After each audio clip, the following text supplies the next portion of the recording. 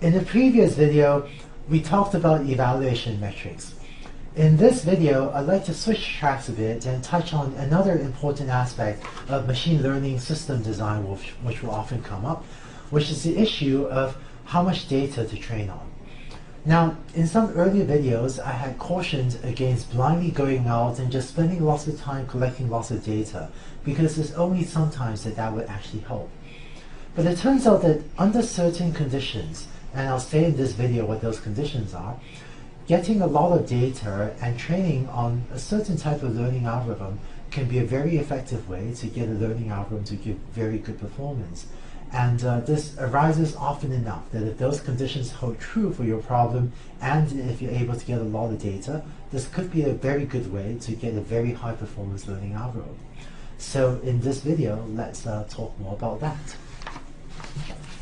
Let me start with a story. Many years ago, two researchers that I know, Michel Banco and Eric Breau, ran the following fascinating study. They were interested in studying the effect of using different learning algorithms versus trying them out on different training set sizes. They were considering the problem of classifying between confusable words. So for example, in the sentence, for breakfast I ate, should it be T-O, T-W-O, or T-O-O? Well, for this example, for breakfast I ate T-W-O 2 eggs. So this is one example of a set of confusable words, and that's a different set. And so they took machine learning problems like these, sort of supervised learning problems, to try to categorize what is the appropriate word to go into a certain position in an English sentence.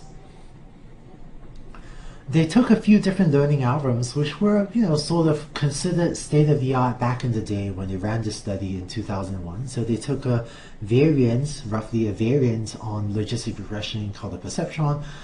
They also took some of their algorithms that were state-of-the-art back then but are somewhat less used now. So the Winnow algorithm, also very similar to logistic regression but different in some ways, much used, somewhat less, used not too much right now. Took what's called a memory-based learning algorithm, again used somewhat less now. I'll talk a little bit about that later. And they used the naive-based algorithm, which is something that I'll actually talk about in this course. The exact algorithms of these details aren't important. Think of this as just picking 4 different classification algorithms, and really the exact algorithms aren't important. But what they did was they varied the training set size and tried out these learning algorithms on a range of training set sizes, and that's the result they got. And the trends are very clear, right? First, most of these algorithms give remarkably similar performance. And second, as the training set size increases, on the horizontal axis is the training set size in millions. As you go from 100,000 up to 1,000 million, that is a billion training examples, the performance of the algorithms all pretty much monotonically increase. And in fact, if you pick any algorithm, maybe pick a quote inferior algorithm, but if you give that quote inferior algorithm more data, then from these examples, it looks like it will most likely beat even a quote superior algorithm. So since this original study, which is very influential, there's been a range of many different studies showing similar results that show that many different learning algorithms can sometimes, depending on the details, can give pretty similar ranges of performance. But what can really drive performance is if you can give the algorithm a ton of training data. And this has, results like these has led to a saying in machine learning that often in machine learning is not who has the best algorithm that wins, is who has the most data. So when is this true and when is this not true? Because if we have a learning algorithm for which this is true, then getting a lot of data is often maybe the best way to ensure that we have an algorithm with very high performance, rather than debating, worrying about exactly which of these algorithms to use. Let's try to lay out a set of assumptions under which having a massive training set we think will be able to help. Let's assume that in our machine learning problem, the features X have sufficient information with which we can use to predict Y accurately. For example, if we take the confusable words problem that we had on the previous slide, let's say that the features X capture what are the surrounding words around the blank that we're trying to fill in. So the features capture that we have a sentence: for breakfast I ate blank eggs. then that's pretty much enough information to tell me that the word I want in the middle is TWO, and that is not the word TO, and is not the word TOO. So the features capture, what are these surrounding words, then that gives me enough information to pretty unambiguously decide what is the label Y, or in other words, what is the word that I should be using to fill in that blank out of this set of 3 confusable words. So that's an example of where the features X have sufficient information to predict Y. For a counterexample, consider the problem of predicting the price of a house from only the size of the house and from no other features. So if you imagine I tell you that a house is, 500 square feet, but I don't give you any other features. I don't tell you if the house is in an expensive part of the city, or if I don't tell you if the house, the number of rooms in the house, or how nicely furnished the house is, or whether the house is new or old. If I don't tell you anything other than that this is a 500 square foot house, well, there are so many other factors that will affect the price of a house other than just the size of the house, that if all you know is the size, it's actually very difficult to predict the price accurately. So that would be a counterexample to this assumption that the features have sufficient information to predict the price to the desired level of accuracy. The way I think about testing this assumption, one way I often think about it is I'll often ask myself, given the input features X, or given the same information available to a learning algorithm, if we were to go to a human expert in this domain, can a human expert accurately, or can a human expert confidently predict the value of Y? For this first example, if we go to, an expert human English speaker, like you go to someone that speaks English well, right? Then a human expert in English, just really most people like you and me, would probably be able to predict what word should go in here. So a good English speaker can predict this well, and so this gives me confidence that X allows us to predict Y accurately.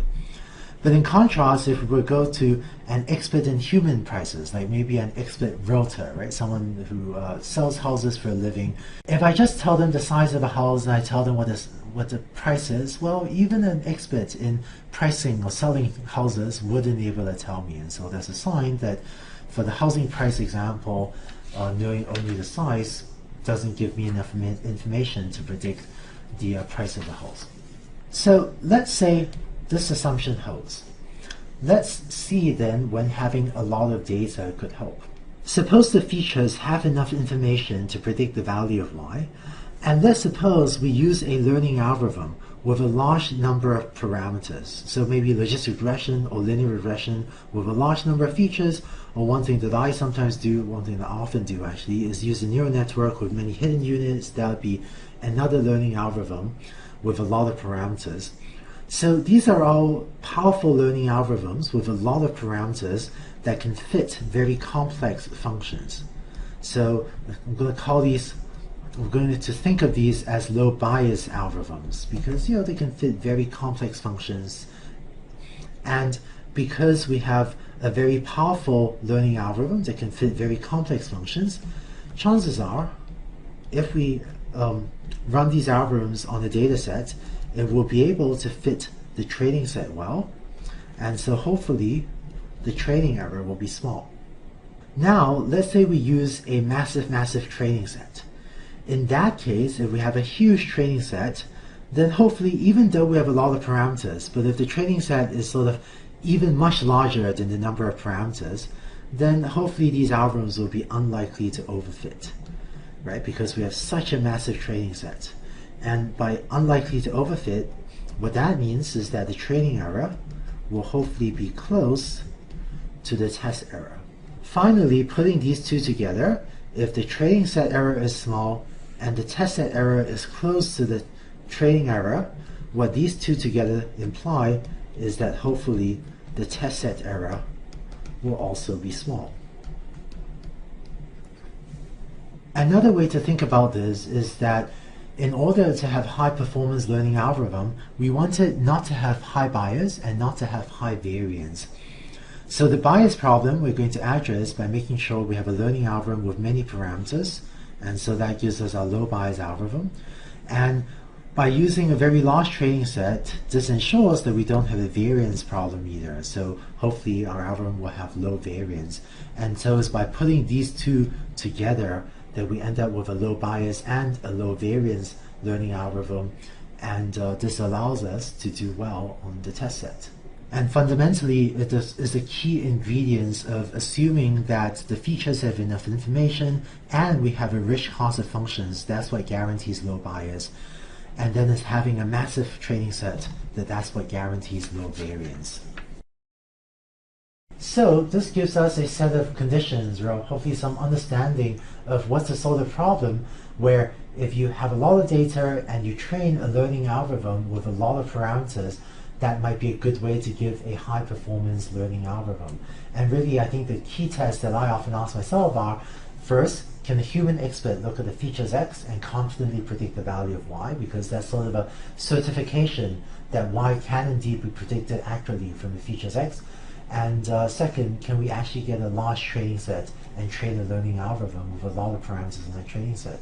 And if you can do both, then that will often give you a very high performance learning algorithm.